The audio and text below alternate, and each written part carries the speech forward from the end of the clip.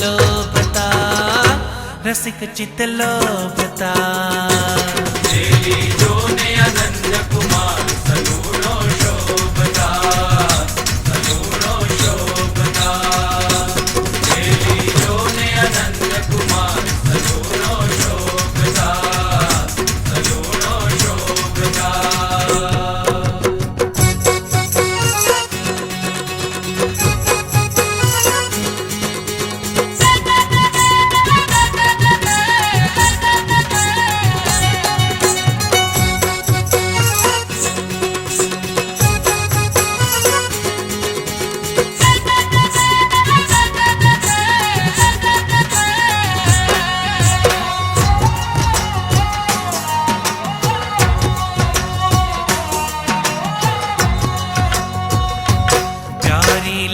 सुरंगी बाघ अलौकिक बांधणी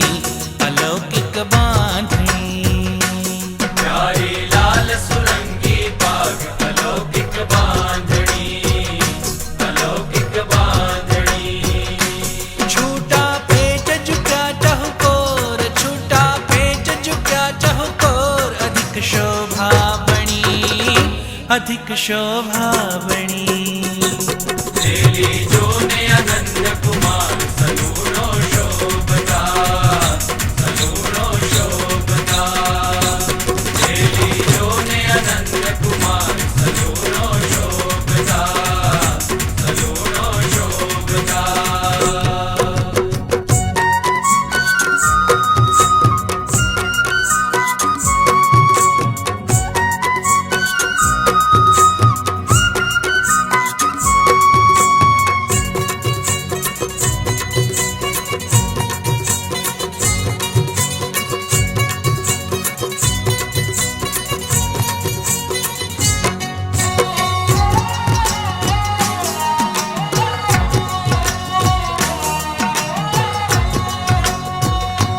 रूड़ी राजे नलवट रेख मनोहर मावने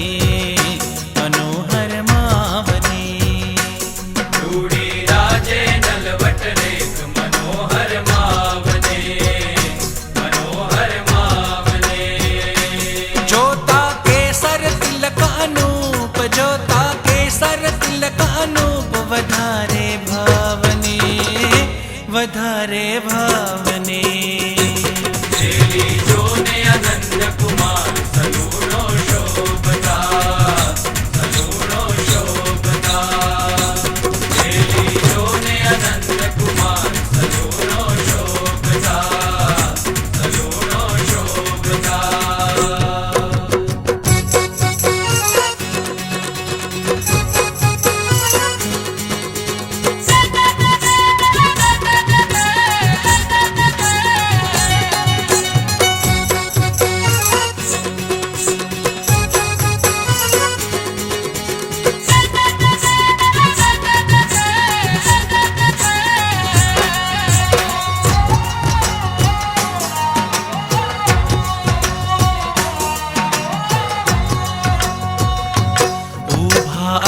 करे